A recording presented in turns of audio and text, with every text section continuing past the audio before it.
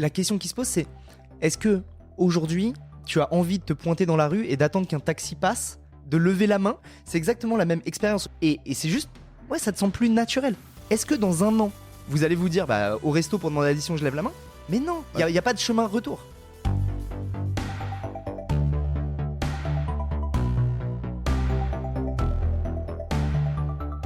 Bonjour, vous êtes sur le point d'écouter un nouvel épisode du Panier, le podcast e-commerce dans lequel on décortique les recettes gagnantes des acteurs du commerce en ligne. Mon objectif est de dénicher avec vous les meilleurs conseils et retours d'expérience pour se lancer et progresser dans la vente en ligne. Acquisition, parcours client, outils, plantage, réussite, apprentissage, on abordera ici tous les sujets sans tabou. Je suis Laurent Kretz, cofondateur de Cosa Vostra, agence de conseil tech et créative. Avec la meilleure équipe du monde en conception, créa, dev et contenu, j'accompagne des boîtes de toute taille dans leur stratégie digitale. Contactez-moi sur lepanier@cosavostra.com, sur LinkedIn ou sur notre site cosavostra.com. Bonne écoute.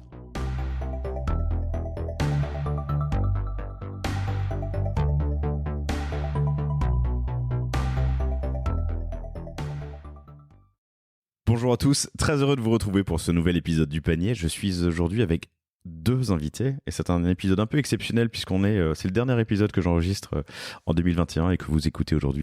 J'ai le plaisir de recevoir Kevin Mert qui est Head of Sales, directeur commercial pour Sunday, que tu nous décriras dans un instant. Mais Sunday, que j'ai testé il y a un bout de temps, alors j'ai l'impression que c'était il y a des années, mais Kevin me confirme que c'était il y a à peine un an lors des tests.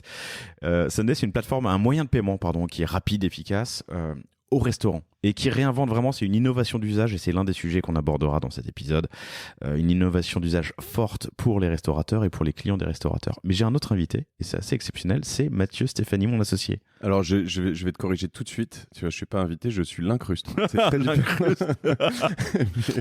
Je tape l'incruste parce que voilà, j'ai tapé l'incruste dans votre discussion tout à l'heure, tu me dis bon viens on va enregistrer ensemble, donc voilà. Le pauvre Mathieu s'est fait planter son petit déj, du coup il s'est dit bon je vais passer du temps à... Ouais, et chambouler sa matinée, ses rendez-vous. Mais en fait, on a commencé une discussion qui était hyper intéressante sur l'avenir de la restauration et du paiement dans la restauration, et surtout l'innovation d'usage dans la restauration. Je me suis dit, bah allez, on va l'enregistrer parce que ça fait partie des sujets que j'ai envie d'aborder. Salut Matt. Salut Laurent, salut Kevin. C'est la première fois qu'on enregistre ensemble en dehors de l'intro qu'on a faite peut-être il y a 3 ans. Et je vais faire un gros podcast bombing. Salut à tous. Alors arrêtez tout de suite, allez écouter Génération Do It Yourself et La Martingale, c'est deux podcasts qui sont beaucoup mieux que le panier.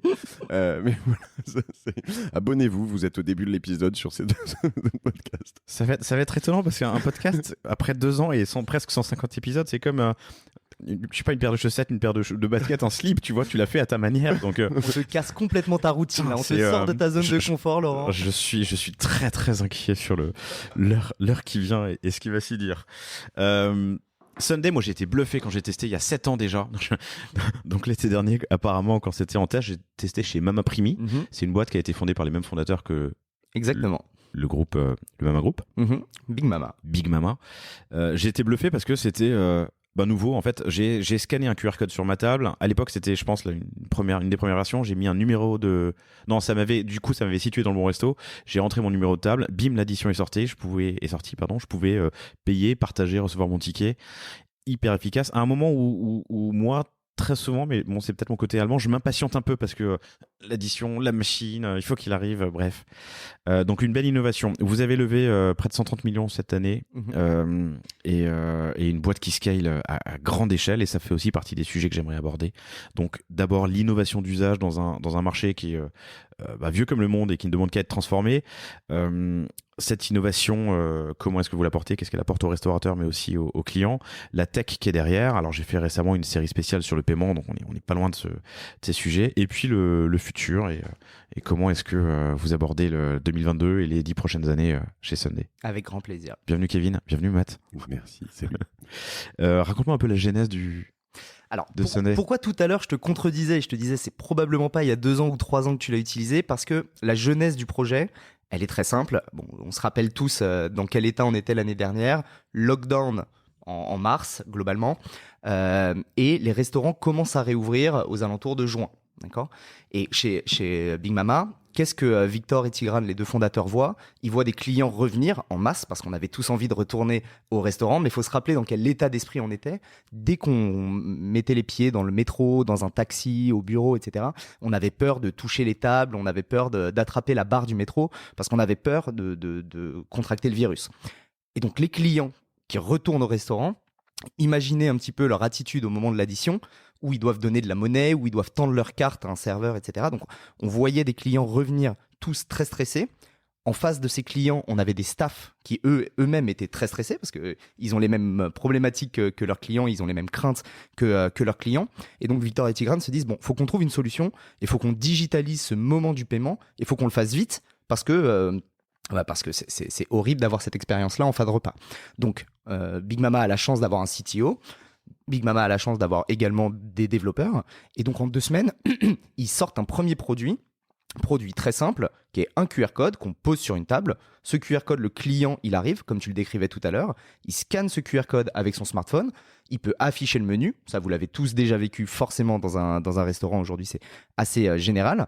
Et quand on arrive le moment de l'addition, l'addition s'affiche directement sur son smartphone. Le client est capable de sélectionner les différents items. Le client est capable de splitter l'addition en X parties égales. On est 3, on est 4. Le client est capable de rentrer un montant libre. Moi, je dois partir, je laisse 30 € sur la note et je m'en vais à mon rendez-vous. Ou le client est capable d'inviter toute la table. Et dans ce cas-là, présentez-le-moi. C'est des gens qu'on aime bien avoir dans son réseau. Le client est capable de laisser un pourboire. Et enfin, il est capable de payer en un clic. Ça, c'est la genèse du produit. C'est se dire, bon, bah, comment ce produit peut enlever la crainte de ses clients au moment du Covid.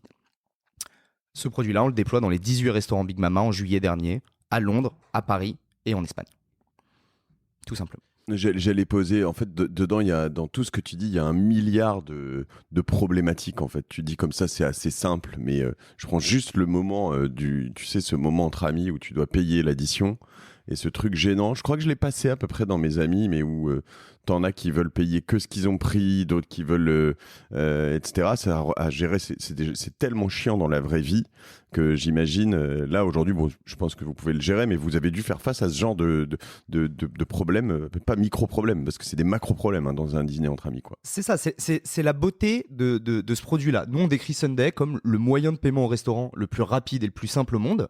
Quand on a dit ça, on n'a rien dit. Parce qu'en réalité, il y a des multitudes de cas d'usage différents au restaurant. On peut être 2, on peut être 4, on peut être 10, on peut juste boire un verre, on peut dîner, entrée, plat, dessert. Il y en a un qui doit partir avant les autres, etc. Donc il y a des multitudes de cas qui se présentent. Et notre mission, c'est de faire en sorte que, quelle que soit la difficulté, entre guillemets, de régler la note, on puisse le faire en 30 secondes, de façon, comme tu le disais tout à l'heure, seamless, quoi. C'est vraiment sans aucune contrainte, sans aucun effort. Et on se lève. Et on dit au revoir à notre serveur et on s'en va. Et c'est génial comme expérience. Et on a économisé 1/4 d'heure de sa vie parce que régler une addition, et si c'est ce que tu décris, si on est 10 à table, c'est pas 1/4 d'heure. Hein. On peut mettre une demi-heure, on fait perdre une demi-heure au serveur, on fait perdre une demi-heure à toute la table.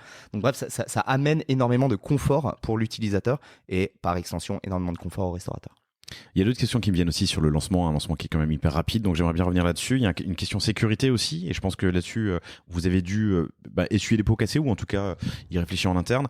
Mais avant ça, juste une parenthèse, le groupe Big Mama, c'est, tu l'as dit, 18 restaurants, dont le plus grand resto d'Europe, je crois, la Station F. À Station F, la Felicita, 6000 couverts. Matt, tu avais reçu Tigran, qui est le cofondateur, c'est l'épisode 46 sur GDIY, qui était un épisode passionnant, que je vous invite à écouter à l'occasion. Merci. Le lancement, en combien de temps? Alors, c'est pas une application, c'est une web app, donc n'importe qui peut y avoir accès sur n'importe quel téléphone. Exactement. Ça, déjà, c'est important. Donc, ce qu'il faut bien comprendre, si on finit l'histoire de la genèse, en gros, Ouais. et pour comprendre pourquoi ça se lance aussi vite, on lance ce produit qui est un POC, un Proof of Concept, on le lance dans 18 restaurants dans 3 pays européens. Donc là, tu as des utilisateurs très différents qui viennent dans tes restaurants et qui utilisent ce service. Comme tu le dis très bien, c'est pas une application, ça veut dire que n'importe qui a un smartphone, il scanne ce QR code, il arrive directement sur la page de paiement, il arrive directement sur la page menu de façon très, très simple. On lance ça en juillet et on regarde un peu dans le resto. Dans les 18 restaurants? Ouais. T'as combien de couverts en tout? Des milliers. Vraiment Ok, des bon, milliers. ouais. J'ai pas le chiffre exact. Mais vous lancez dans les 18 d'un coup? Non, Ou au fur et à mesure, Tu déploies progressivement. mais quand je dis au fur et à mesure, c'est 3 semaines, quoi. C'est très rapide et ça se fait de façon très très rapide. Ce qui se passe, c'est qu'en décembre, on regarde dans le rétro et on se dit, bon, bah, qu'est-ce qui s'est passé avec ce produit Parce que, ils regardent dans le rétro, en l'occurrence, moi j'étais pas encore de l'aventure à ce moment-là. Ils disent qu'est-ce qui s'est passé, on m'en parle pas de ce produit. Quand on ne parle pas de quelque chose, c'est souvent que ça marche bien, quoi. Il y a 4 chiffres qui en ressortent. Sur l'ensemble des restos, on a un taux d'adoption de 60%. C'est-à-dire que tu es le moyen de paiement prioritaire devant la somme du cash et de la carte bleue. À une échelle globale. C'est incroyable. T'as pas fait de pub dans le métro, t'as pas fait de pub à la télé. Les gens, naturellement, ils utilisent ce moyen de paiement. Deuxième chose, t'augmentes le niveau de pourboire de 40%. Pourquoi ? Parce qu'un serveur, à la fin du repas, il va toujours dire « Est-ce que vous avez passé une bonne expérience ?» Mais un serveur, il va jamais dire « Ok, du coup, est-ce que tu me laisses un pourboire ?» Là, de façon automatique, le produit le demande. Et en fait, les gens, ils veulent laisser du pourboire, mais juste, ils n'ont pas une pièce dans leur poche, etc., etc. Troisième KPI, qui est probablement le KPI le plus important, tu gagnes 12 minutes de taux de rotation par table. Pour des raisons assez évidentes, t'as pas à lever la main, attraper le regard d'un serveur, ce moment toujours un peu gênant où on est là à lever la main et tu la baisses et tu la relèves, etc. T'as pas à attendre que le serveur apporte l'addition. Quand le serveur a apporté l'addition, tu vas lui demander la machine à carte bleue, après tu vas lui demander le reçu, etc. Et tout ça mis bout à bout. Nous, les chiffres qu'on a sur des milliers de tables, 12 minutes, c'est 12 minutes en moyenne économisées par table. Ça, c'est monumental. Quatrième chiffre, t'augmentes de 10% le panier moyen des tables qui payent avec Sunday. Je dois juste rentrer dans ce détail parce que, évidemment, le 12 minutes, comment tu peux savoir le temps par table quand c'est pas sur Sunday, tu vois ? Très, très facile. Nous, on est connecté avec le logiciel de caisse du restaurant. Pourquoi on est connecté avec le logiciel de caisse du restaurant ? Parce qu'on a besoin de récupérer l'addition et on a besoin de pousser le paiement dans le logiciel de caisse. Sinon, notre produit, il a aucun sens. C'est-à-dire, tu mets une tablette à côté du logiciel de caisse, etc. C'est compliqué, donc on est connecté directement. Et donc, là-dessus, tu es capable d'analyser les tables qui n'ont pas payé du tout avec Sunday et les tables qui ont payé avec Sunday. Et tu vois le moment entre l'arrivée du client et le moment entre le départ du client. Et ça, l'un dans l'autre, ça te fait gagner entre 11 et 13 minutes et c'est les mêmes stats qu'aujourd'hui. C'est énorme, c'est énorme. Et alors après, le premier truc qui vient là-dessus, tu vois, c'est on en a parlé tout à l'heure, c'est un des trucs qui a fait je me retrouve ici, mais un peu la désincarnation ou déshumanisation, c'est-à-dire que est-ce que c'est 12 minutes de trop ? Évidemment, c'est pas les 12 minutes les plus agréables quand tu attends le serveur, mais à la limite, au début, c'est pas très grave. Tu t'installes, t'attends, tu commandes pas. Voilà, à la fin, c'est vrai que c'est chiant quand tu as envie de partir et que tu veux payer. Voilà, mais est-ce que, là, je suis moins business, mais presque philosophique, est-ce que c'est bien ou pas bien, tu vois ? Ma mission, c'est d'apporter le choix au client, en tout cas. Le client, s'il veut rester plus longtemps à table, moi, je l'empêche pas du tout. Moi, je dis juste, tu as un moyen de payer, tu as un moyen, si tu es pressé, de partir plus rapidement, tu as un moyen qui est simple, élégant, rapide, facile de payer. Il y a des tables qui vont avoir payé et qui vont rester un petit peu plus longtemps à table et c'est super, j'ai aucun problème avec ça. Et sur ce côté déshumanisation, moi, je trouve au contraire qu'on réhumanise le staff du restaurant. Est-ce que vraiment c'est la mission la plus noble d'un serveur que de courir après un TPE pour l'apporter à un client, pour que le client te tende sa carte et tu le regardes même pas le serveur à ce moment-là. Tu sais, tu continues à parler avec ton autre convive, ton pote à table et tu tends la carte bleue. Enfin, c'est pas le moment humain. Moi, je préfère j'ai payé, le serveur il vient me voir, vous avez passé un bon moment, je discute, je le regarde dans les yeux, je prends du temps. C'est de la réhumanisation. Surtout qu'avec le sans contact ou le paiement de proximité, t'as en plus, il y a moins d'interactions. On te tend un TPE, tu tapes, tu pars, quoi. Exactement. Et moi je crois, mais ça c'est ce dont on discutait ce matin, c'est les métiers dans la restauration. Si tu prends un peu de hauteur là-dessus, il faut peut-être qu'ils se réinventent un petit peu. Et pour moi, un serveur, c'est pas quelqu'un qui court après la monnaie, c'est pas quelqu'un qui court après un reçu, c'est pas quelqu'un qui court après un TPE, c'est quelqu'un qui t'accueille, c'est quelqu'un qui te conseille, c'est quelqu'un qui va voir à la fin du repas si ça s'est bien passé, et c'est quelqu'un qui va jouer la fidélisation et qui va dire quand est-ce qu'on vous revoit, quand est-ce que vous revenez, vous savez, vendredi on a tel plat du jour, etc. Ça c'est le vrai métier d'un serveur. Quel logiciel de caisse vous utilisez chez Big Mama ? Ouais. Chez Big Mama, on utilise Lightspeed, mais Sunday, on est ce qu'on appelle agnostique de logiciels de caisse, c'est-à-dire que notre ambition, c'est de travailler avec tous les logiciels de caisse du marché. Aujourd'hui, on est connecté avec plus de 20 logiciels de caisse du marché. Il faut voir que le marché des logiciels de caisse, c'est un marché qui est ultra fractionné, ultra local. Et donc, tu vas aux États-Unis, tu vas pas avoir les mêmes logiciels de caisse qu'en France, tu vas pas avoir les mêmes logiciels de caisse qu'en Espagne. Et même si tu vas en France, si tu vas dans le sud-ouest, les parts de marché sont très différentes des parts de marché du nord de la France. Et donc, nous, notre mission, c'est de se connecter avec l'ensemble des logiciels de caisse pour pouvoir apporter le service Sunday à l'intégralité des restaurateurs. Ils sont tous connectés maintenant. Il n'y a pas de sujet là-dessus. ils sont tous en passe d'être connectés en tout cas, et c'est une nécessité pour un logiciel de caisse que de pouvoir offrir tous les services digitaux qui s'offrent à un restaurateur aujourd'hui. Ça enlève toutes j'imagine les réticences quand même, c'est toutes les problématiques de Black en fait. Alors avec les paiements sans contact et la disparition du cash, mais ça peut être une réticence pour vos clients, j'imagine. C'est une réticence pour certains de nos clients qui le disent Restaurateurs, à demi-mot. Hein. C'est assez rarement énoncé comme objection de façon frontale, mais c'est le sens de l'histoire. Enfin, le cash, je ne sais pas si c'est dans 5 ans, dans 10 ans ou dans 20 ans, mais il est voué à disparaître, et toutes les courbes d'adoption, si tu les regardes en Asie, bon, bah, c'est encore plus massif que chez nous, en Europe ou aux États-Unis, mais le cash va réduire au fur et à mesure. Et oui, le black va au fur et à mesure disparaître. Mais c'est le sens de l'histoire. Il y a les bitcoins qui apparaissent. Et moi, je suis persuadé que dans 5-10 ans, on va voir émerger des nouvelles façons de payer ou de transacter, on va dire. Et ça, nous, on veut être acteurs de ça. On verra comment ça va se structurer. Mais on est devant une révolution sur les 10 années à venir sur le paiement, c'est certain. Du coup, vous étiez sur Lightspeed, il y a plein de logiciels de caisse qui existent, qui sont de plus en plus ouverts et interconnectés. C'est, pour le restaurateur, c'est plug and play ? C'est plug and play. Pour le restaurateur, ça va dépendre des logiciels de caisse. On n'a pas tous la maturité techno que vous pouvez peut-être avoir dans le groupe. Nous, notre métier, c'est de se connecter à un logiciel de caisse directement. C'est-à-dire que c'est nous qui prenons toute la difficulté technique d'intégration avec les logiciels de caisse.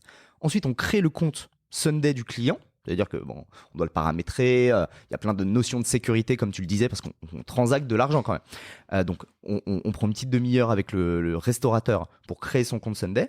On lui produit les QR codes, on lui envoie les QR codes, et lui, il a juste à poser le QR code sur la table. Et le client, il commande avec son serveur, il scanne et il paye, et ça fonctionne. Et alors, le client... Comment ça fonctionne je me posais évidemment, moi j'étais à une table donc récemment chez Mama Primi en l'occurrence, c'était chez vous, première expérience. Je suis généralement un early adopter, mais souvent Laurent est encore plus early adopter que moi, donc c'est pas toujours vrai, hein, mais là c'était le cas. Et en fait, on était 2 à table, et à la table d'à côté ils étaient 7. Donc tu as plusieurs tables que tu réunis. Il faut le notifier dans le logiciel. Je suis peut-être un peu technique, mais comment ça fonctionne ? Alors exactement. En gros, nous, notre métier, c'est de mimer les actions du serveur dans la vie réelle et de le faire à sa place.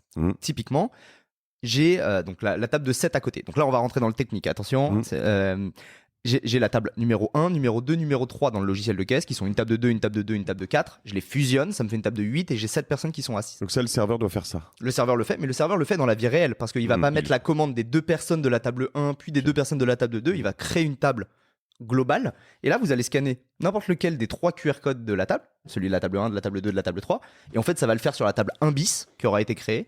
Et on va toujours avoir cet effet miroir qui va permettre de payer directement. Et donc, quand les clients y payent, ça va faire la même action que l'action manuelle du serveur, qui est une action qui dit client 1 de la table 1 bis a encaissé 33 €. Plutôt que le serveur tape ça sur son logiciel de caisse, c'est Sunday qui automatiquement va le notifier dans la caisse. Et ça, en fait, peu importe, comme tu le disais, son logiciel de caisse, vous comprenez ce qu'il fait sur son logiciel. C'est pas fait dans l'appli Sunday, ça c'est fait ailleurs. Exactement, par effet d'API, nous on fait la traduction de ça, et donc il faut se réhabituer au langage de chacune des caisses. Et donc ce qu'on fait, ça a l'air super simple.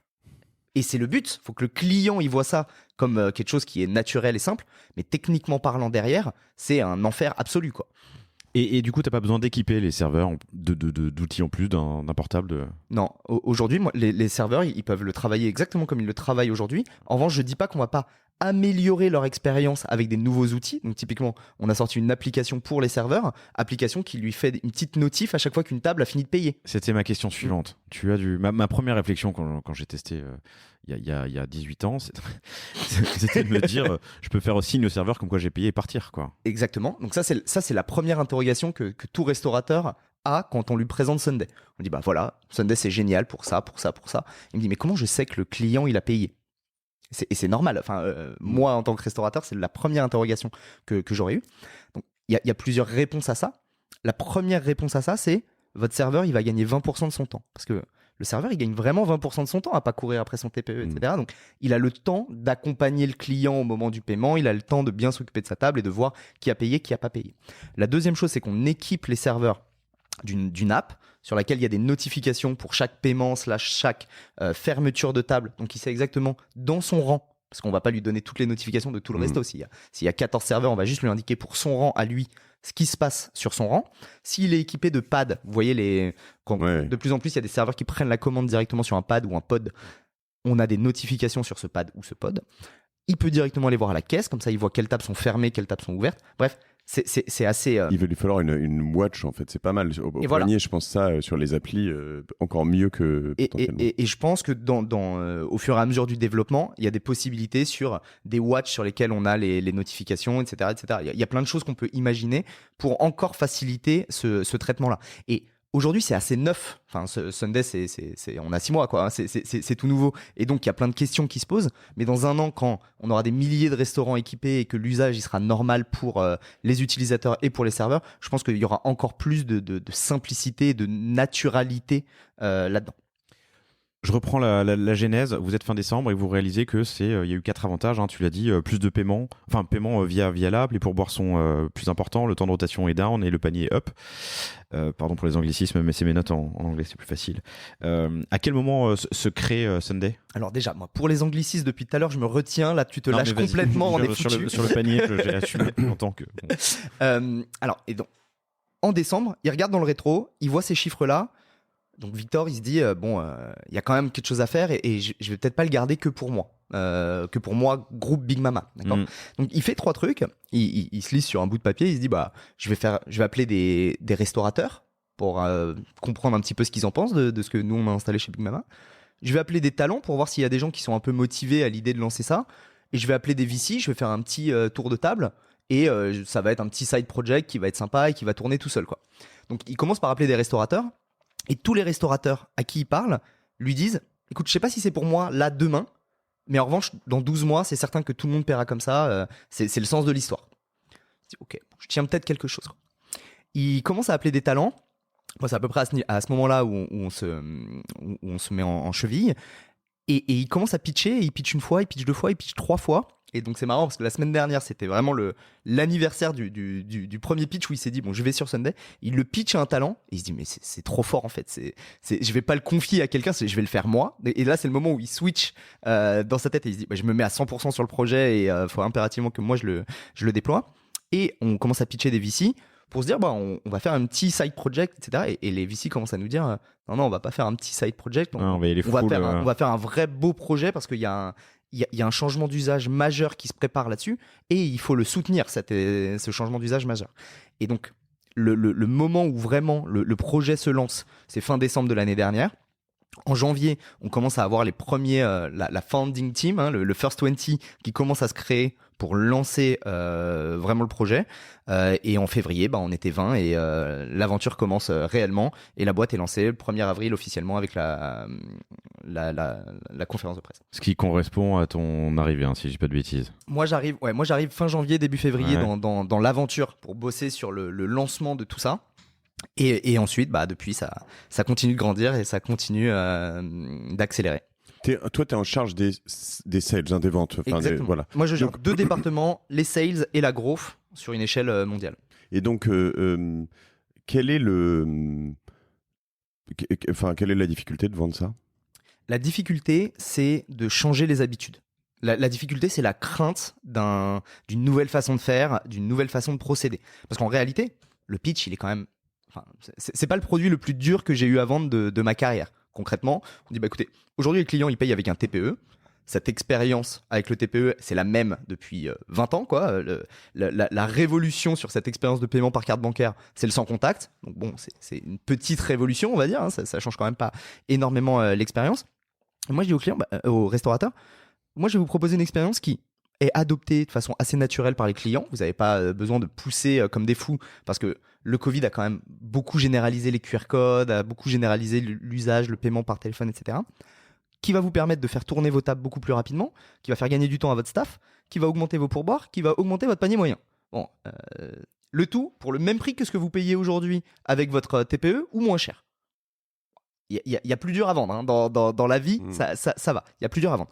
En revanche, ça amène tout son lot de crainte, et c'est exactement la question que tu me posais tout à l'heure, quoi. Des frictions. Ok, comment les serveurs ils savent que la personne a payé, est-ce que les clients vraiment ils vont savoir l'adopter, je vais attendre qu'il y ait plusieurs centaines de restaurants qui l'aient adopté pour le faire moi, etc. Ça c'est tout le lot de complexité dans la vente, et notre travail c'est de rassurer les gens, de leur montrer les cas d'usage qui fonctionnent. Aujourd'hui on est chez Bouillon Pigalle c'est un des plus grands restaurants de Paris. On fait des centaines de tables par jour. On est chez tout Big Mama c'est des milliers de tables par jour, c'est très bien. Aux États-Unis, on est à Atlanta Fish Market. Atlanta Fish Market, c'est un des 100 plus gros restos des États-Unis. Ils transactent plus de $100,000 par semaine via Sunday. Donc c'est juste énorme, ça fonctionne. C'est très simple, c'est seamless, les clients ils comprennent. C'est assez facile. Et tu prends combien sur $100,000 ? Sur $100,000, donc ça va dépendre des marchés, d'accord ? Ce qu'il faut retenir, c'est le même prix qu'un TPE, globalement. Donc ça va dépendre. Aux États-Unis, ça va être aux alentours de 3%. En France, ça va être aux alentours de entre 0,6 et 1% en fonction de la taille de l'établissement. En Angleterre, ça va encore être des taux différents. Mais la facilité de compréhension, c'est aujourd'hui, vous payez X avec votre service monétique actuel. Vous allez payer la même chose avec Sunday ou moins cher. Et du coup, la couche paiement, elle est opérée par qui ?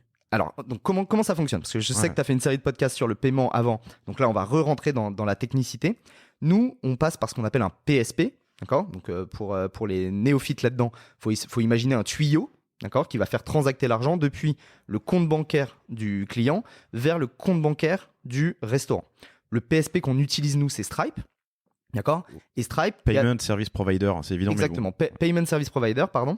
Et donc, le PSP qu'on utilise, c'est Stripe. Il y a plein d'autres PSP sur le marché.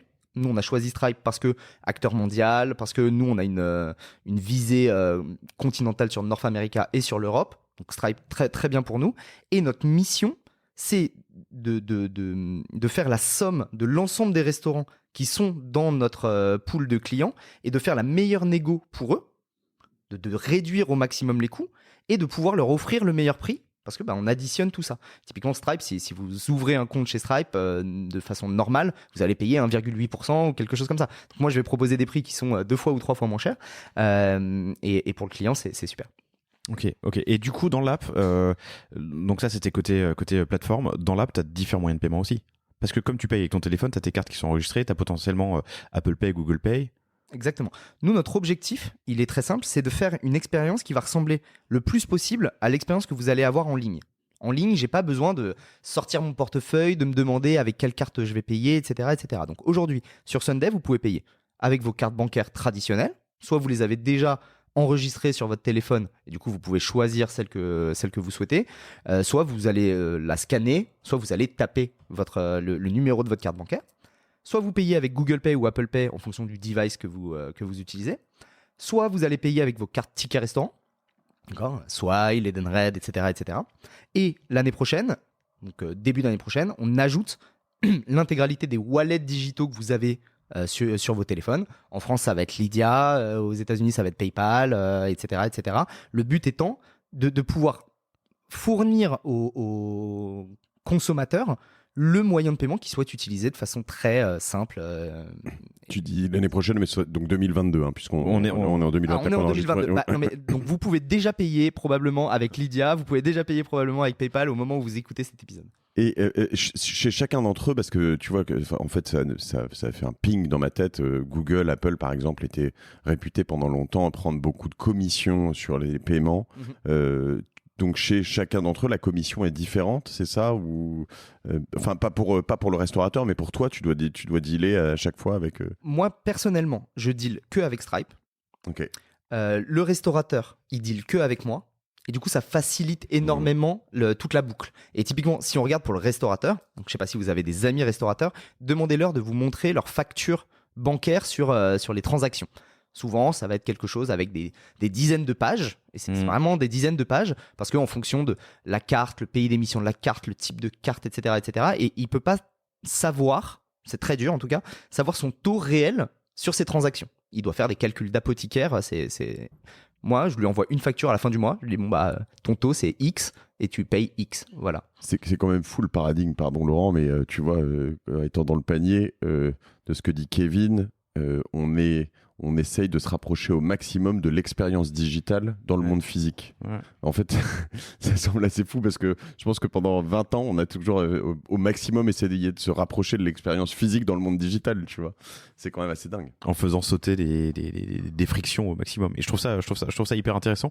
Mais du coup, il y a de la crainte chez les restaurateurs. On a parlé de quelques frictions, mais c'est un marché qui existe depuis longtemps. Qui est ta concurrence ? Ma plus grosse concurrence, c'est l'habitude, c'est on a toujours fait comme ça, c'est l'habitude des serveurs d'apporter la note physiquement, c'est l'habitude des serveurs d'apporter le TPE. Ça, c'est ma plus grande concurrence. C'est-à-dire ce contre quoi je me bats moi au quotidien, c'est de dire il y a d'autres façons en fait, et on peut le faire beaucoup plus facilement. Ça peut vous amener énormément de valeur, etc. Si on prend un peu plus de précision, bien sûr, il y a des acteurs qui font la même chose que nous, qui font des fonctionnalités qui sont assez similaires à la nôtre. Et moi, je veux qu'il y en ait de plus en plus. Parce qu'il y a 1 million de restaurants en Europe, il y a 1 million de restaurants aux États-Unis. Bon, moi, j'ambitionne de signer 2 millions de restaurants à un moment ou à un autre, mais d'ici à ce que ces 2 millions de restaurants aient changé leur état d'esprit et changé la façon dont ils encaissent de l'argent, moi, je suis ravi s'il y a plein de gens qui m'aident à évangéliser le marché. Et là-dessus, alors c'est des questions que je me posais. Alors, qui est le plus gros restaurateur du monde ? C'est McDo ? Le plus gros restaurateur du monde, c'est McDo. Finalement, est-ce que tu penses pouvoir signer McDo ? Parce que maintenant, dans les McDo, généralement, on passe par une borne. Mais la borne, c'est bien. Mais finalement, si je m'asseyais directement et que je flashais, ce serait peut-être mieux. Mais ils ont leur borne et ils peuvent probablement se passer de toi, j'imagine. Alors, donc là, on parle de vision. D'accord ? C'est se dire, ok, bon, c'est quoi Sunday dans 5 ans ? C'est quoi Sunday dans 10 ans ? Moi, le constat que je fais, et je sais pas comment toi tu le vis, je sais pas comment toi, Laurent, tu le vis, c'est dans mon smartphone. Mon smartphone, c'est un espace de vie. On passe beaucoup trop de temps sur nos smartphones. Et dans mon smartphone, j'ai pas envie d'avoir une application McDo, une application Leroy Merlin, une application de ma petite pizzeria de quartier, etc. Jamais j'aurai ça parce que j'ai un espace restreint et que j'ai pas envie de me démultiplier le nombre d'applications. Moi, ma vision, c'est de dire, à un moment ou à un autre, tu auras une application qui va te permettre d'acheter, de commander, d'avoir tes cartes de fidélité, d'avoir tes cartes de paiement en X fois, d'avoir toutes ces choses-là dans une seule application qui est polymorphe et qui, en fonction de l'endroit dans lequel tu rentres ou dans lequel tu es, elle se met aux couleurs de l'établissement et elle te permet de commander, etc., etc. Et si cette application-là, elle est sur le téléphone de dizaines de millions de personnes ou de centaines de millions de personnes et que ça devient une norme, une habitude, Tu t'imposes par toi-même. bah là, j'espère que McDonald's, ils m'appellent et ils me disent c'est génial ce que vous faites, gérer notre prise de commande. Et c'est là où je me posais la question de savoir si tu pouvais avoir apporté un avantage, parce qu'aujourd'hui je me logue pas sur Sunday, hein, mais si demain je me loguais par exemple, j'imagine que tu pourrais... Il y a du CRM, il y a de la data, il y a des choses hyper intéressantes à en tirer. Pour Sunday, oui, mais pour moi, utilisateur, je pourrais aussi dire je suis musulman ou feuge, je mange pas de ralouf, et du coup tu m'enlèves dans ta proposition tous les trucs qui comprennent du jambon et du saucisson. Je bois pas d'alcool, je bois que de l'alcool, je bois que du blanc, je bois pas de rouge, etc. Ou je fais pas le poisson, je fais voilà, la viande, je suis vegan. Enfin... Exactement. Tu anticipes notre roadmap, ça me fait plaisir. Ouais. Ça veut dire qu'on va dans la bonne route, mais l'idée c'est de se dire moi je suis allergique aux crevettes. D'accord, bon, c'est un fait. C'est con, hein, parce que c'est bon. C'est bon les crevettes. Quand je vais au resto, j'ai envie qu'on m'affiche le menu et qu'on m'enlève. Je veux même pas qu'on me dise que c'est un plat à base de crevettes. J'ai pas envie de me créer de la frustration au quotidien et de blâmer la vie en me disant mais pourquoi je suis allergique aux crevettes. J'ai envie qu'on me dise qu'on m'enlève ça de la carte et qu'on me propose ce que je peux réellement manger. Et à côté de ça, si je suis un grand fan de Bourgogne et il y a un restaurant très sympa à Paris qui s'appelle Vivre et qui a une carte de vin magnifique, mais qui a une carte de vin à rallonge. D'accord ? Si tu es fan de Bourgogne, tu as peut-être envie qu'on te remonte les vins de Bourgogne et tu mets ça comme préférence de consommation. Et pour toi, c'est super. Et ça facilite énormément ta vie dans les choix que tu as à faire. Et tout ça, c'est super. Et après, tu peux éventuellement envisager également toutes les Je sais pas si vous avez des cartes de fidélité dans votre portefeuille. Moi, à chaque fois qu'on me propose une carte de fidélité en carton, je dis non, mais oublie, je vais la perdre, je vais la déchirer. Feedme. Tant pis. Tu connais Feedme? Non, je connais pas Feedme. Eh ben écoute, Feedme, c'est la vie. ouais, C'est vrai c'est vraiment pas mal, ouais. Mais c'est vrai que chez le coiffeur, on va chez le même coiffeur, entre les coiffures, où ils me proposent à chaque fois la carte de fidélité en carton parce qu'ils sont pas sur Feedme. Mais je crois Ça que a rien, quoi. si, je passais chez eux, chez Feedme. Je suis sûr. Ah ouais? Ouais. Tu m'apprends un truc. En tout cas, l'idée derrière celle-là, c'est ça. C'est de se dire, Ok. si tu payes avec la même application à chaque fois, et encore une fois, Sunday n'est pas encore une application, mais là, si on parle de vision, eh ben, tu peux gérer toutes ces cartes de fidélité, tu peux gérer tous ces programmes de fidélité, c'est beaucoup plus simple pour le consommateur final. Il y a... Et je Vas-y. finis juste là-dessus, c'est moi, mon envie, c'est que dans 5 ans, tu vas dans ta boulangerie où tu vas tous les week-ends, où tu vas tous les matins, et où tu achètes ta baguette, tu dis bonjour madame, bonjour monsieur, j'aimerais une baguette, on te donne ta baguette, tu n'as pas sorti ton téléphone, tu n'as pas sorti ton portefeuille, tu as payé, et potentiellement, il y a un week-end sur 10 où elle te dit tiens d'ailleurs, voilà 4 chouquettes, parce que c'est pour vous remercier de votre fidélité. T'as pas sorti ton téléphone, t'as pas sorti ton portefeuille. Puis surtout, elle va te dire, tiens, d'ailleurs, Kevin, voilà 4 Exactement. chouquettes, quoi. Exactement. mais non, mais exactement. Ouais, C'est Monsieur ça. Merde. Il y a un éléphant dans la salle, puisqu'on parle du futur, et c'est un peu la discussion qu'on avait tout à l'heure. À quel moment tu intègres le menu? Alors, Donc la première partie en fait de cette expérience que j'ai avec Sunday App dans le restaurant. aujourd'hui, tu vois déjà le menu. Mais ce menu-là, c'est un PDF Mm. que tu uploads, que tu pousses en ligne et qui permet de s'afficher sur le smartphone du client. Le menu, comme on peut le voir par exemple sur Deliveroo ou Uber Eats, où tu peux le changer directement dans ton back-office, etc. Ça arrive en janvier chez Sunday. Donc ce sera arrivé. Exactement. C'est déjà arrivé, c'est déjà C'est live. déjà arrivé. Donc c'est déjà C'est live. le passé. Voilà, vous pouvez nous tester dans le Si nouveau tu- restaurant Big si tu- Mama. Si tu ships au bon moment, comme on dit, hein, c'est ça. Exactement. Vous pouvez le tester dans le nouveau restaurant Big Mama qui vient d'ouvrir à Marseille. Donc si vous nous écoutez à Marseille, foncez-y. C'est super, c'est une expérience géniale. Le lieu est magnifique. Et ça va nous permettre deux choses, le menu. La première chose, c'est d'afficher tous les allergènes, d'afficher le nombre de calories, d'afficher tout ça. Donc, encore une fois, on améliore l'expérience client par rapport aux cartes papier. Aucun restaurateur qui produit une carte papier va commencer à mettre tous les allergènes, Enfin, c'est compliqué à faire en tout cas. Mm. Nous, on permet un truc beaucoup plus simple en termes de gestion pour le restaurateur et beaucoup plus fort en termes de valeur pour l'utilisateur final. Et la deuxième fonctionnalité qui va avec, c'est la prise de commande de façon digitale directement dans l'établissement. C'est pas fait pour tous les restaurants.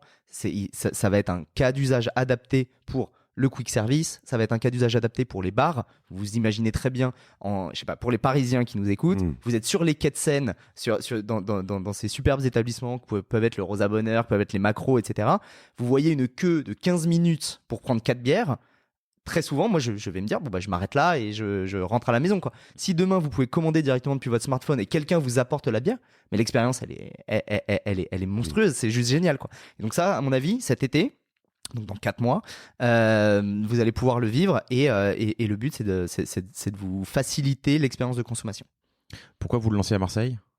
Parce que c'est l'occasion qui fait le larron. C'est juste qu'on a une Big Mama, une nouvelle ouverture à Marseille. On se dit qu'on fait le lancement dans un restaurant du groupe Big Mama, comme on a fait le lancement sur le paiement à table. Donc voilà, on le lance comme ça. Tu changes un peu le paradigme de la relation qu'on a au restaurant avec ce serveur. Alors je comprends que ce soit pas fait pour tout. On parlait tout à l'heure d'étoilé ou de gastro. C'est évidemment, tu vois, on est sur des approches différentes. T'as des retours des serveurs? Alors, on a énormément de retours des serveurs parce que notre prescripteur, c'est le serveur. On a 2 prescripteurs, c'est le client Ouais. et le serveur. D'accord, c'est les 2 personnes qui peuvent vraiment pousser l'adoption. Un serveur, encore une fois, mais c'est ce que je vous disais tout à l'heure. Je pense qu'un serveur, c'est pas une machine à carte bleue. C'est pas un porteur de machine à carte bleue ou un porteur de monnaie. Quand on se dit on va bosser dans la restauration, mettez-vous dans la tête d'un serveur. Moi, j'ai été serveur pendant toutes mes études. Ce qui me plaisait dans le job de serveur, c'est accueillir quelqu'un, faire la bonne blague, faire le bon conseil, faire machin, etc. T'es un serveur relou, quoi, en fait. J'étais un serveur chiant, moi, le serveur qui vient voir toutes les 10 minutes, vous passez un bon moment, etc. Il va arrêter de me parler. Vous avez fini. et je pense que tu fais ça pour ça. Tu fais ça pour le contact humain et tu fais pas ça pour ok, bah, tendez-moi votre carte, machin, etc. Et oui, tu changes tu changes la carte, c'est l'habitude. une chose, hein, mais le repas, est-ce que vous avez choisi? Est-ce que je peux vous aider? Est-ce que je peux vous conseiller? Et c'est là où, moi je crois qu'il y a des nouveaux métiers dans la restauration qui vont se créer. C'est-à-dire, aujourd'hui, un serveur, il fait tout. Okay, c'est comme avant. C'est l'homme orchestre. Non, mais c'est l'homme orchestre. Il va prendre la commande, il va apporter le plat, il va, etc., etc. Je pense que tu vas avoir toujours des restaurants où le serveur va être l'homme orchestre et il va faire tout ça. Et tu as des nouveaux restaurants qui vont se créer où tu vas avoir des runners qui, eux, vont apporter les plats, d'accord, ce que tu as déjà. Et tu vas avoir des personnes qui vont être entertainers, qui vont être maîtres de salle. Je ne sais pas comment tu vas les appeler, mais en tout cas, c'est des personnes qui vont faire en sorte que tout le monde aille bien, faire le bon conseil, mettre de l'huile dans le moteur si besoin, et tu vas optimiser les coûts. Et même, en fait, tu vois, finalement, sur le gastro, Laurent, pour revenir sur ce que tu disais, le paiement, il est presque pas gênant, mais tu vois, ce moment où tu attends le type, tu sais pas qui va payer, comment, etc. Finalement, si ça peut se faire plus discrètement, je pense que c'est pas forcément plus mal. C'est plus l'amont sur lequel je suis sceptique, c'est-à-dire la commande. Je me dis, t'as envie d'avoir quelqu'un qui te présente le filet de Saint-Pierre qui a été pêché dans la baie de Méchin, truc avec du poivre rouge de Madagascar, je sais pas quoi, qui t'explique un peu. Ça fait partie de l'enchantement du truc. Exactement. Sur le côté paiement, finalement, voilà. Alors. Enchantement et expérience, parce que ce qu'on se paye, c'est des expériences, quoi. Et cette expérience, elle est aussi dans l'humain. Mais moi, je réagis sur un truc, et Matt, je pense que tu verras de quoi je parle, mais ces expériences avec le serveur et ces interactions qu'on a avec le restaurateur sont très différentes en Europe versus, en tout cas en France, versus aux États-Unis, où en général, tu as ce serveur qui vient te faire la présentation de carte, la prise de commande, tout se passe bien, machin, et puis ensuite, tu as le runner, c'est comme ça que tu l'appelais. Hein. On appelle ça un passeur en français, je crois. C'est ça, dans les restos. Il y en a. Je n'ai pas le sentiment de. Dès que tu vas dans des plus gros restos, t'as des types qui arrivent avec des. Et d'ailleurs, t'as souvent. Ça se fait de moins en moins, mais il y avait souvent d'ailleurs une hiérarchie très terrible. C'est-à-dire que tu voyais par exemple quelqu'un qui était trop black ou trop machin, il était plutôt passeur parce qu'on mettait jamais. Il y a encore pas si longtemps des gens de couleur, etc. Au service, tu vois. Ça, c'est probablement fini. À New York, c'était les Mexicains. Ouais. Enfin, c'est ça, exactement. Et donc mais tu vois bien, tu vois, ils avaient généralement des très gros plateaux, ils arrivaient et de temps en temps même le serveur prenait sur le runner le plat parce que le runner posait même pas sur la table, tu vois. Ça, je crois que c'est un peu passé. Un peu. Mais du coup, tu vois des usages ou des frictions différentes. Je pense qu'il y a Alors, l'Europe et les US. Bien sûr, il y a des spécificités locales, etc. Ce qui est certain, c'est que les frictions pures et dures du début du service et de la fin du service sont les mêmes partout dans le monde. À un moment, prendre la commande, il y a une friction. La friction, c'est pas de dire au serveur je veux X et je veux Y. La friction, c'est d'attraper le serveur et de se péter l'épaule à chaque fois et d'attendre 10 minutes. Quoi. Ça, c'est une vraie friction. Et il y a la friction à la fin du repas.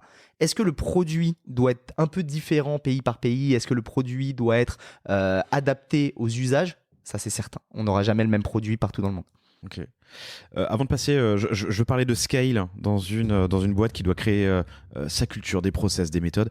Dernière question, vas-y, pardon. Non, mais juste, mais vas-y, peut-être que ta question rejoint ce que j'allais ajouter, sinon je voulais juste quelques KPI pour comprendre un peu où vous en êtes, où vous allez, ce que vous attendez. Juste, je finis du coup sur ce sujet du staff, on va dire. Faut aussi regarder le monde de la restauration comme il est aujourd'hui. Le monde de la restauration, il est dans une crise monumentale, et la crise monumentale, c'est le staff. Il n'y a plus de staff. Le Covid a fait sauter une génération de staff qui ont été sur d'autres métiers. Et si vous regardez toutes les études, c'est incommensurable. Et il y a énormément de restaurateurs qui galèrent à trouver du staff. Il faut aussi que la restauration, elle se réinvente. Et nous, on veut jouer notre part. Là-dedans. Ok, attracteur de la transformation de ce milieu qui est plusieurs fois millénaire. Exactement.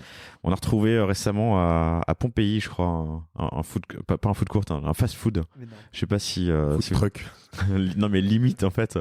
Mais ils ont retrouvé en continuant parce que tout n'est pas encore déblayé, mais un espace où tu avais en fait un four à pizza. Non mais les limites en fait, c'est un espace où tu as donc tu arrives dans la rue, tu t'assois et entre le serveur qui est dans un espèce de truc refermé et le passant qui est à l'extérieur, des cuves dans lesquelles tu vas te servir. Enfin voilà, vraiment l'expérience fast food à l'ancienne. Les KPI, pour comprendre d'où vous venez, où vous allez, et quels sont vos objectifs pour le... Alors, il y a des centaines de KPI, mais ce qu'il faut retenir, c'est en gros, qu'est-ce qu'on a fait en 8 mois, tu vois, si on essaye de le résumer comme ça. En 8 mois, on est passé de 0, de 3 employés, les 3 fondateurs, à 300. Aujourd'hui, on est 300 sur 5 marchés, le Canada, les États-Unis, le Royaume-Uni, l'Espagne et la France. 0 à 300. On a, je pense, aujourd'hui, 3000 restaurateurs qui auront signé avec nous. Donc tu passes de 0 début avril à 3000 restaurants signés avec nous. On a exactement à des micro-nuances près les mêmes chiffres d'usage que ceux qu'on a constatés sur le POC chez Big Mama. Il y a un an. Donc tu peux te dire, parce que tu peux te dire de façon assez naturelle, ouais, ça fonctionne parce que c'est Big Mama, c'est une clientèle de jeunes actifs, etc., etc.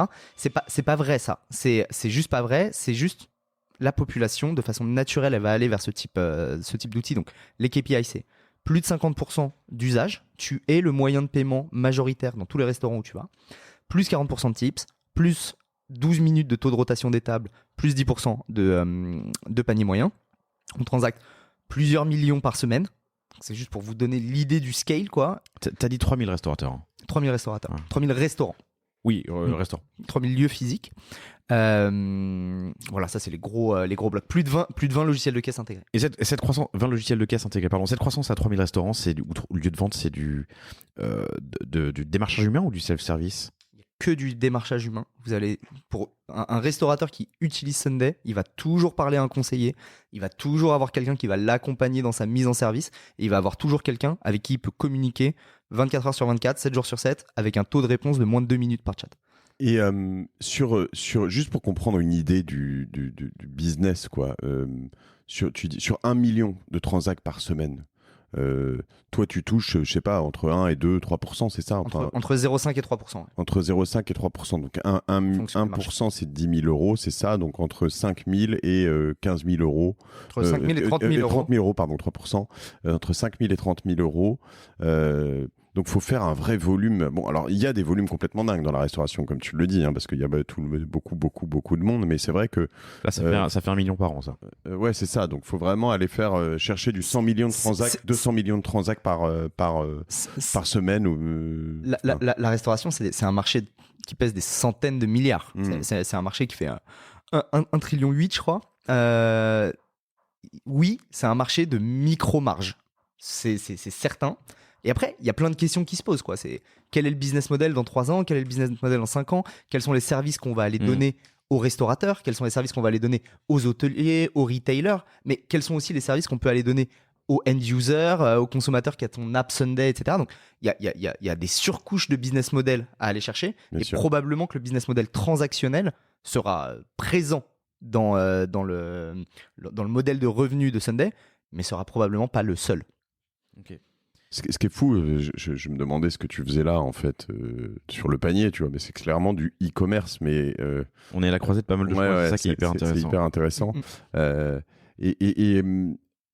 Est-ce que l'objectif, il y a quand même quand tu vends ça à un restaurateur, il y a, et j'ai pas de mauvaise idée derrière la tête, mais il y a quand même un objectif de lui dire, tu vas pouvoir économiser en serveur. Ce qui est certain, c'est que sachant qu'il a des problématiques de recruter des serveurs en ce moment, donc c'est quand même... Moi, mon but, c'est vraiment pas de détruire de l'emploi. Et moi, je pense qu'à ISOstaff, d'accord, tu changes pas ton nombre de staff. Je dis juste, mais tu vas avoir une meilleure expérience pour ton utilisateur et ça va pas te coûter plus cher. Et tu vas peut-être même gagner plus, c'est ce que tu dis aussi, normalement. Ouais. Et je dis, ce serveur qui a plus de temps, bah, il peut passer ce temps à conseiller mieux le client. Ce user qui peut choisir quand il part, il a plus de temps pour consommer sur place. Donc, à un moment ou à un autre, soit tu peux faire plus de tables, soit tu peux faire des tables avec un plus gros panier moyen, soit si tu es vraiment fort, tu peux faire les deux. Donc, je t'offre un service qui coûte le même prix, qui t'oblige pas à supprimer du staff, etc. Tu peux gagner plus. Et qui n'est pas exclusif. C'est-à-dire qu'on peut continuer sur une expérience comme avant? Exactement. Encore une fois, on prend plus de 50% des paiements, mais on ne prend pas 100% des paiements. Donc, quelqu'un qui veut payer par cash, quelqu'un qui veut payer par chèque, il peut encore le faire. Et si je dois te pousser moi, j'ai eu qu'une fois cette expérience que j'ai trouvée merveilleuse, vraiment très cool en fait, parce que je suis arrivé donc là-bas, j'ai scanné pour voir le menu. Ah non, oui, c'est ça. Tu scannes pour voir le menu et j'ai vu que mon associé Christopher sur Orso Media, notre associé, avait un Coca zéro déjà commandé. Bon, alors c'est là où je me suis dit, il faut que je puisse en commander un et je peux pas encore, mais peut-être qu'au moment où on sort l'épisode, tu pourras. On a tout fait, on a trouvé ça génial, super, etc. En revanche, la table d'à côté, les fameuses 7 personnes qui étaient là, à la fin, j'ai quand même vu que c'était le bordel. C'est-à-dire que ils étaient tous debout avec la serveuse en mode bon, alors comment, j'ai pas vu le truc, mais j'ai eu l'impression qu'il y avait quand même une friction d'adoption. Et paiement mixte. J'en ai aucune idée, je sais pas. Justement, okay. C'est là où je te balance ça un peu comme ça en disant. quand est-ce le bordel? Est-ce que ça arrive souvent? Parce que moi, dans mon expérience, on était deux, c'était facile. Dans la table d'à côté, j'ai pas eu l'impression que c'était frictionless, tu vois, facile. Ouais. Heureusement, j'ai presque envie de dire. Là, au moment où on parle, la boîte, elle a 6 mois, le produit, il a 6 mois. Au moment où vous écouterez ça, bon, on sera pas loin de fêter nos 1 an. C'est de plus en plus frictionless et jour après jour, on améliore l'usage. Sans friction. Hein, donc, sans friction. c'est moi qui ai voilà. employé. Il y aura de moins en moins de friction dans l'usage du produit. Est-ce que le produit il est parfait? Non. Est-ce qu'on a géré 100% des cas d'usage? Non. Est-ce qu'on va y arriver? C'est certain. Il n'y a absolument aucun doute là-dessus. Est-ce que la première fois que quelqu'un a commandé sur Amazon, il a eu une friction? Oui. Est-ce que la première fois que quelqu'un a commandé un Uber sur Uber, il s'est dit mais attends, mais est-ce que la voiture elle va vraiment arriver? Comment il sait où je suis, etc. Je veux dire, j'ai fait installer Uber à mes parents ce week-end. Et la première commande Uber pour eux a été une catastrophe. Et d'ailleurs, Uber a fait de la merde. Enfin, c'était vraiment de la merde. Et je vais même l'expliquer juste pour te dire, tu vois, le cas d'usage assez rigolo. Mais ils prennent un train un lundi matin. Je leur dis, prenez un taxi, vous saoulez pas d'y aller en transport, etc. Et puis ils avaient un usage plus tard à Ajaccio, aller chercher un Uber. Donc je leur télécharge l'appli, je leur fais installer la CB, etc., etc. Tout est prêt. Ils me disent, est-ce qu'on peut le commander en avance? Je me dis, je vais leur faire full service. On va tester. Ils commandent le dimanche soir pour le lundi matin. Il y a un prix à 7 € et quelques pour aller à Saint-Lazare. Et le lundi matin, La réservation? la réservation. Non, en plus du coût de transport? Non, Ah non, 7 € pour aller à Saint-Lazare. Ok, de course. Et là, le lundi matin, on est à l'angle. Tu vois pourquoi il dure toujours beaucoup plus longtemps mes podcasts? Parce que je parle trop. Eh bien, on est à l'angle de chez moi et il est 8h, le Uber devait arriver à 8h et il arrive pas, et il arrive pas, et il arrive pas. Et alors là, je prends mon téléphone, je regarde et je vois que si je réserve moi, la course est à 17 € parce que en fait, c'est le lundi matin et voilà. Et donc comme Uber a promis une course à 7 €, Personne l'a qui prise. propose à des tas de taxis une course à 7 € et qu'il n'y a aucun Uber qui veut prendre une course à 7 €, il n'y a personne qui arrive. Et là, mon père il me dit, c'est quoi cette merde, machin, etc. Et les taxis, les Uber, tous des cons, etc. Il était vénère. Et je dis, bon, allez, vas-y, va prendre le métro, fais pas chier. Et voilà. Mais donc, en effet, tu arrives encore après 10 ans de Uber à avoir des Exactement, difficiles. exactement. Mais la question qui se pose, c'est est-ce que aujourd'hui, tu as envie de te pointer dans la rue et d'attendre qu'un taxi passe, de lever la main? C'est exactement la même expérience. Même plus envisageable. Non, mais j'ouvrais un talk l'autre jour. Il y avait 100 personnes devant moi. Et je dis, qu'est-ce que je fais là? Tout le monde dit, tu demandes l'addition. Donc j'ai levé la main là dans le studio. Ouais.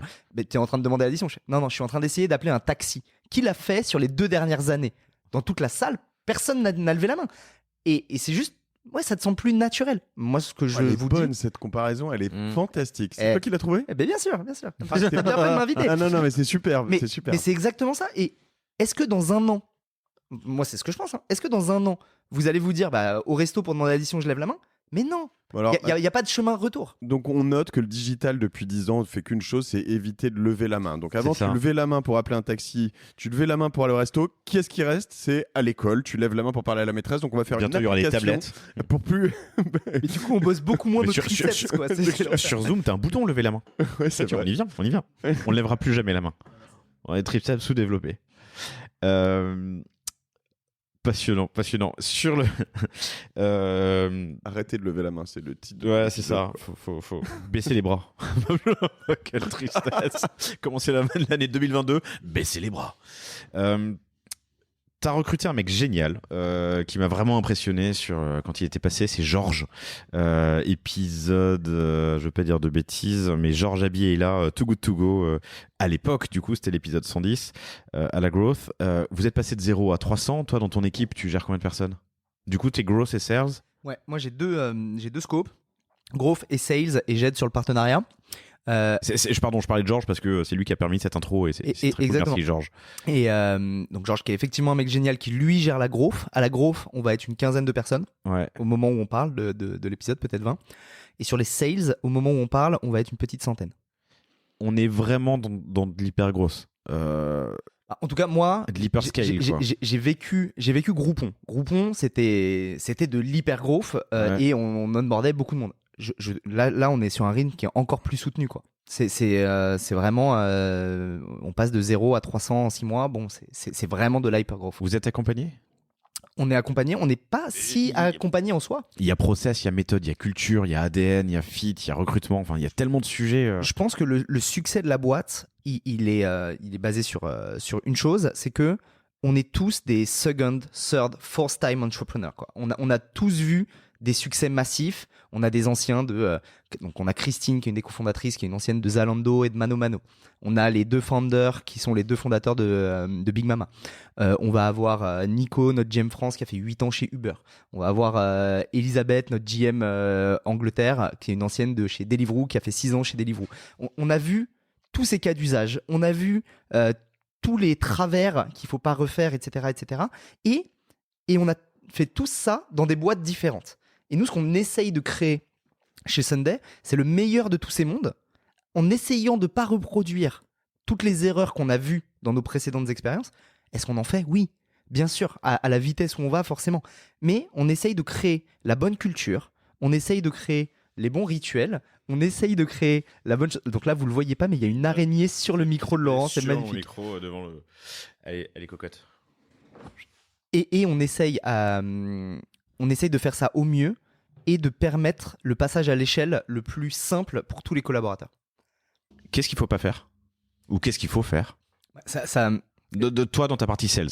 Okay. Donc t'es sur du recrutement de restaurants, c'est un métier à l'ancienne, il faut parler aux gens, t'as des groupes, c'est facile pour aller choper un Big Mama et ses 18 restaurants par exemple, vous êtes les créateurs, mais le restaurateur individuel, comment tu montes ça à l'échelle ? Qu'est-ce qu'il faut faire et pas faire ? Quels sont tes apprentissages ?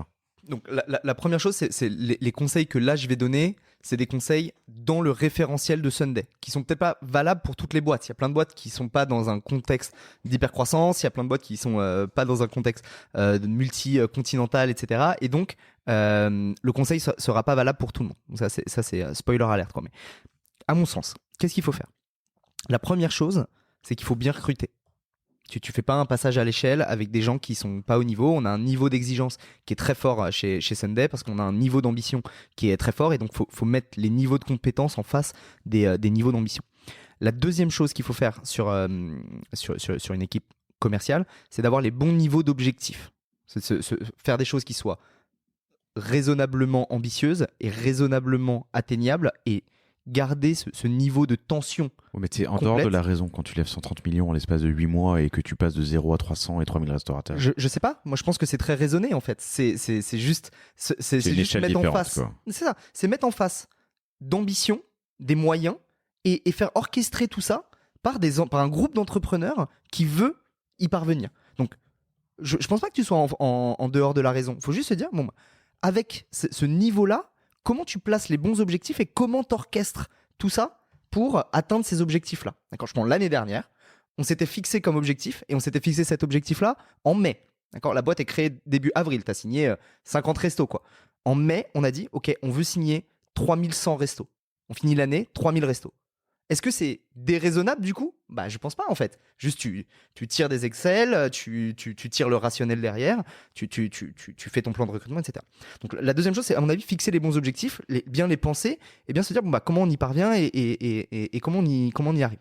La troisième chose, c'est prendre énormément de feedback de tes équipes terrain et de construire le bon pitch, de construire les bons rationnels et de passer du temps avec tes clients finaux. Chez Sunday, t'es tout le temps au restaurant. Mais t'es tout le temps au restaurant. Tu prends 10 kilos, quoi.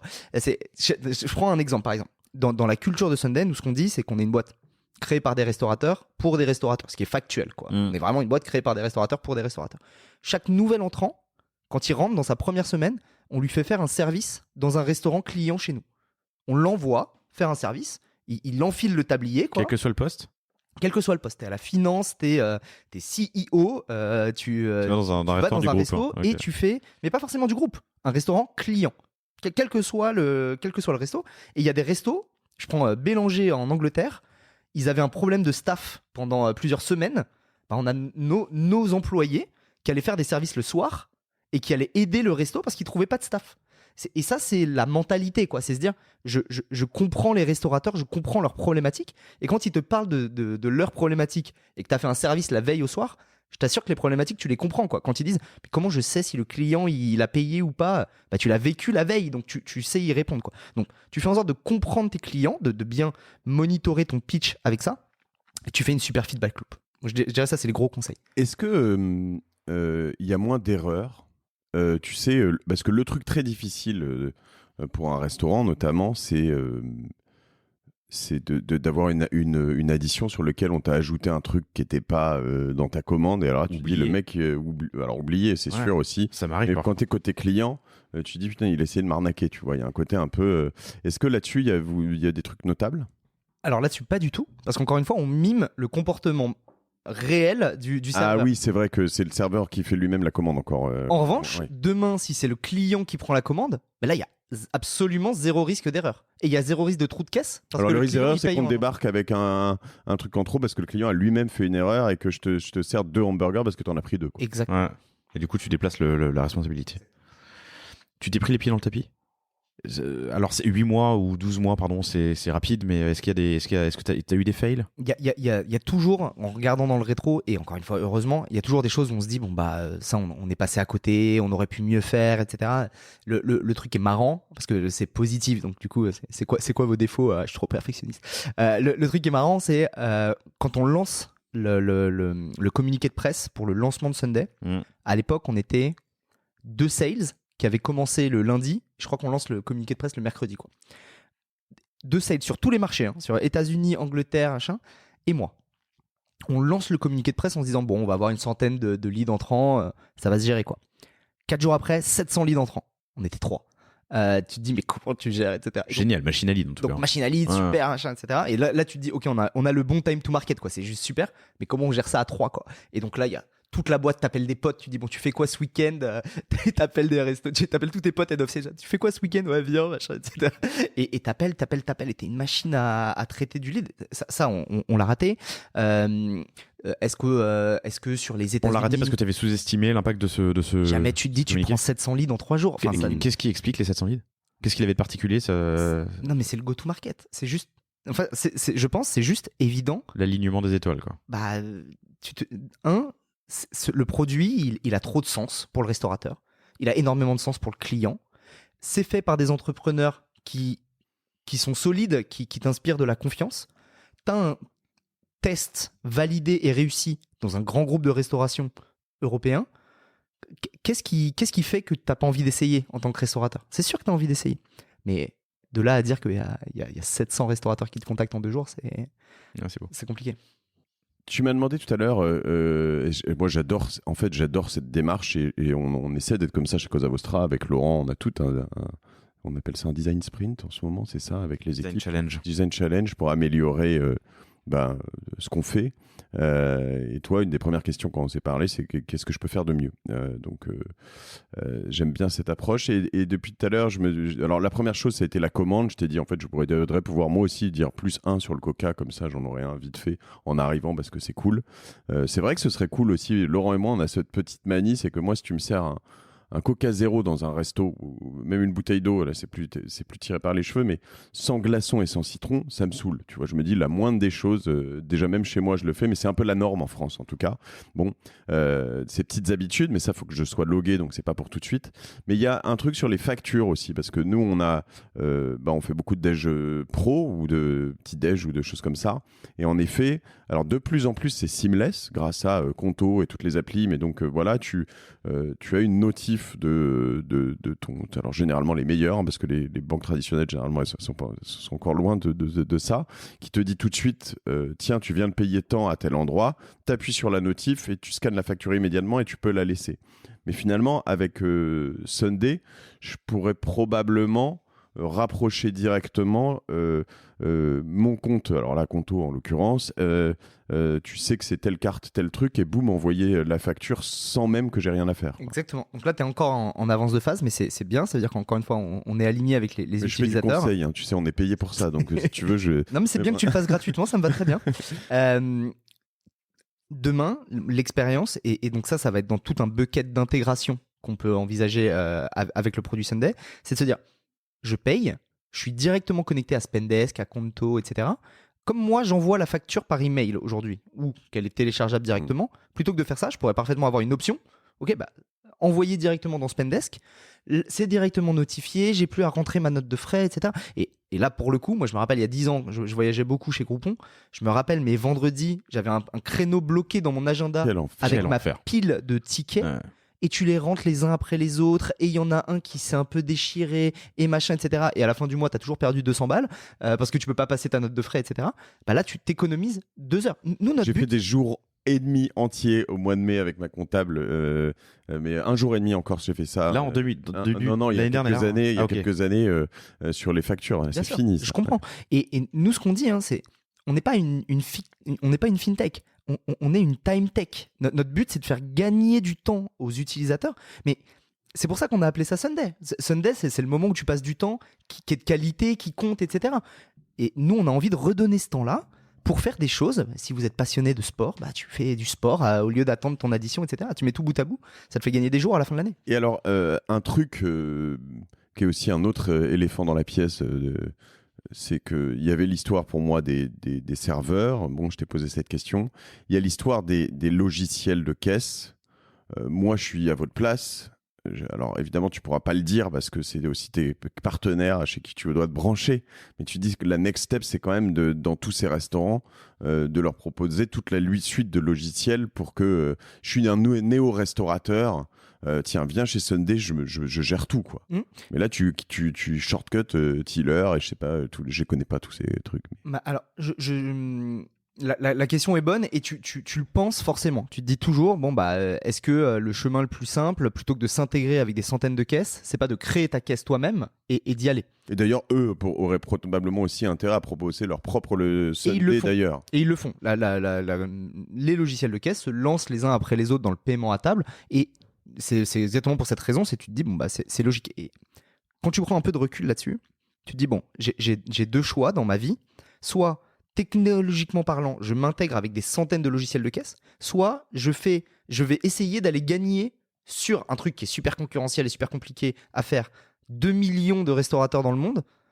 Bah, moi, mon choix, il est très vite fait. Je vais pas du tout créer de caisse. J'ai vraiment pas que ça à faire et je m'intègre plutôt avec l'ensemble des logiciels de caisse et au fur et à mesure, je grandis avec eux, j'améliore ma relation, etc., etc.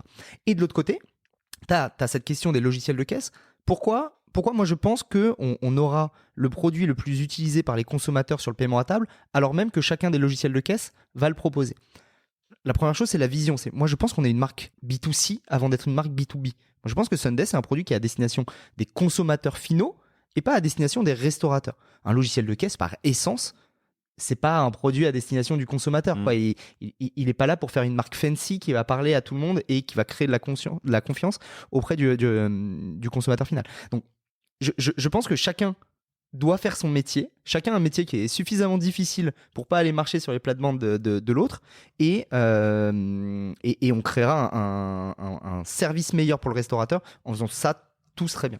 Parce que la difficulté là-dessus, c'est que si ton logiciel de caisse par tes centaines est défectueux, ben c'est fucked up, quoi. Ça fout le bordel pour Sunday, pour tout le monde. Et puis en fait, le restaurateur, il sait pas d'où ça vient. D'ailleurs, il s'en fout. Il va te le mettre sur le dos parce que le logiciel de caisse va dire c'est de ta faute. Toi, tu vas dire c'est le logiciel de caisse. Enfin, donc si tu maîtrises toute la chaîne, par moment, ça peut être aussi plus simple. Oui, mais je crois que ça te fait perdre énormément en vélocité de développement. Ensuite, tu as un autre acteur qui peut rentrer assez facilement. Ça va être un Visa ou un Monetico. Tu vois, enfin, le TPE ou le. Ou Deliveroo ou Uber Eats aussi. Tout à fait. Moment, on a tous ces apps en plus. T'es dans une forme de livraison. On n'est pas loin d'Uber Eats en fait, sauf que t'es pas à domicile, t'es dans le resto. Mais en vrai, c'est pas faux. Je suis complètement d'accord. C'est dans la. Quand tu fais ton SWAT. Ton SWAT, dans les menaces, oui, c'est des entrants potentiels. Encore une fois, je pense juste que c'est assez proche, mais en fait, c'est pas pareil. Oui, et puis eux, ils ont intérêt à se focus sur d'autres choses. Et en des déploiements, ils ont aussi des concurrents. Exactement. Okay. Ça rejoint un peu la dernière question que je vais te poser, c'est pourquoi vous ? On est en 2021 quand on enregistre, quand vous avez lancé, là, c'est début 2022. Il est quand même assez tard. Enfin, tu vois, pourquoi vous ? Qu'est-ce qui a fait la diff ? Bah, je pense juste que... Attends, pardon, je complète. Vous êtes les premiers ? Je pense pas. Non, il y a plein d'acteurs qui ont essayé de se lancer et qui ont voulu lancer ce produit-là en 2015, 2016, 2017, etc. Je pense que première chose, c'est qu'on a l'ambition de pas faire du paiement à table ou de pas faire de la commande, quoi. On veut faire quelque chose de plus grand avec une vision qui est un peu plus 2 crans, 3 crans, 5 crans plus loin. Et donc, ça change pas mal la donne quand tu te lances sur le marché. La deuxième chose, c'est on a vu d'autres business avant, on a fait grandir des boîtes, on a fait monter des boîtes, et donc la boîte, elle passe à l'échelle, le 0 à 1, il est très très rapide. Et en fait, pour faire ce business-là, tu es obligé de passer de 0 à 1, parce que sinon, ta transaction, elle te coûte tellement cher. Encore une fois, un Stripe, c'est 1,8% prix catalogue, quoi. Donc quand tu vas voir un restaurateur qui paye, je sais pas, 0,9, tu lui dis, bah, pour le paiement à table digitale, ça va être 1,8. Il te dit, bah, non merci. Exactement. Donc tu es obligé d'avoir le passage à l'échelle directement. Donc ça change pas mal la donne en termes d'appréciation de marché. Je pense qu'on est une boîte B2C et pas une boîte B2B. Ça, c'est le changement majeur d'approche dans cette boîte. Et Qui vous rapproche, une fois de plus, beaucoup plus d'Uber Eats que de Visa, finalement. bien entendu, ouais. Et les logiciels de caisse. Ouais. Exactement. Et la quatrième chose, je pense que c'est... pourquoi nous ? Parce que pour l'instant, c'est nous qui réussissons le mieux là-dessus, quoi. Mais on verra. Honnêtement, moi, je prends cette aventure avec beaucoup d'humilité et beaucoup de on prend au jour le jour, etc. Parce que c'est tellement dur, le projet sur lequel on est. La montagne, elle est tellement grande. Nous, on est au tout début de la montagne, quoi. Et ce qu'on vise, c'est un projet à 10 ans. Et c'est pas un projet à 2 ans et on cherche pas à faire un home run, quoi. Un quick win. Ouais. Non, c'est cool, c'est intéressant. Je me demandais si vous aviez une bonne agence. Tu vois, là, je vais racoler une fois de plus.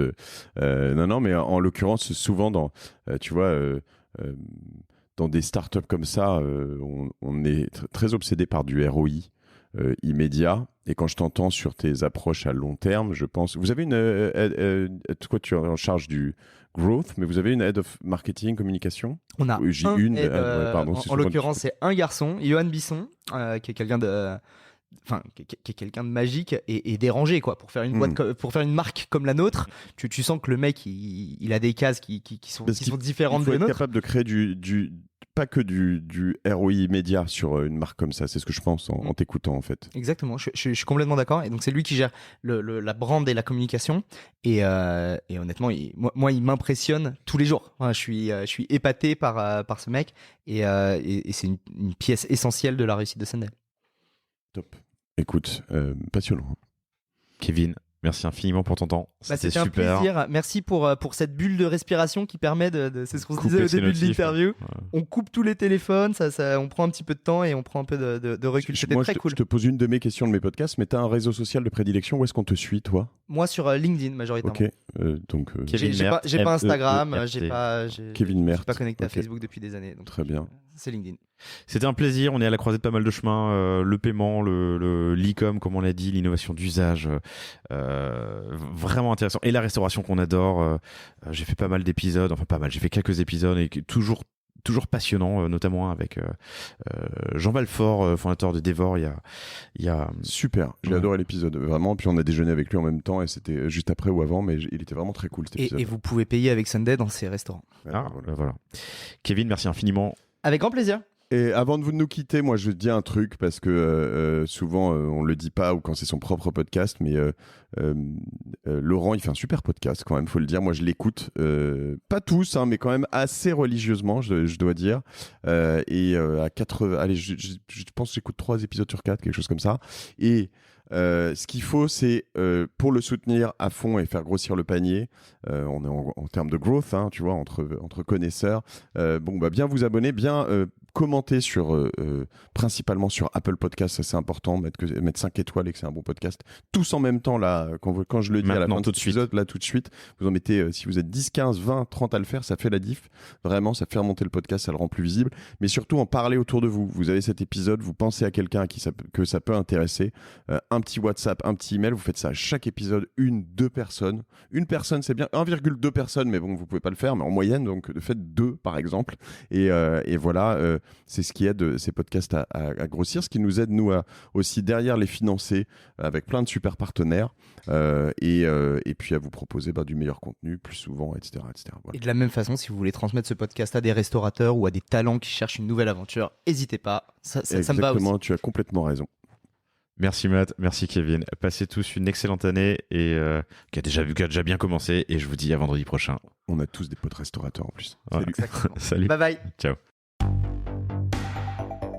merci d'avoir écouté cet épisode du panier. J'espère qu'il vous a plu. Si c'est le cas, et même si ce n'est pas le cas, abonnez-vous pour ne rater aucun épisode. Parlez-en autour de vous et laissez-moi un commentaire sympathique sur Apple Podcast. C'est ce qui m'aide le plus à remonter dans les classements.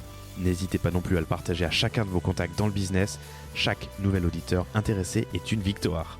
Si vous avez besoin d'un accompagnement tech et créatif, que ce soit pour votre site internet, votre stratégie de contenu ou d'inbound marketing, n'hésitez pas à me contacter à l'adresse lepanier@cosavostra.com. À bientôt.